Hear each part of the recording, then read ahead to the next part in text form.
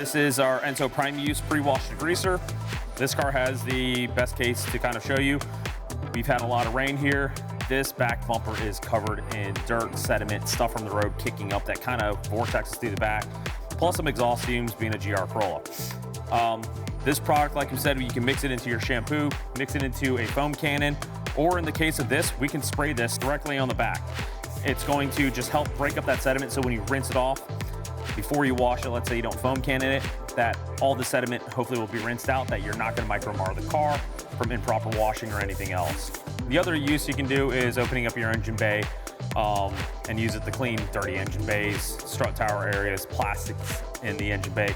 Do be careful of electronics. Make sure you tape up any alternators, any exposed wiring if you do have that as a case. So you're just gonna spray the affected areas that you wanna do. So impact areas like the pull back into this car, wheel arches back maybe from there. Let this sit for a few minutes and then rinse it off.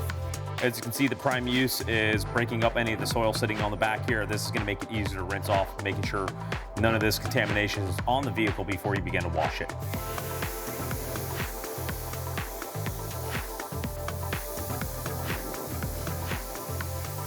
To learn more or order your own, visit www.aensousa.com.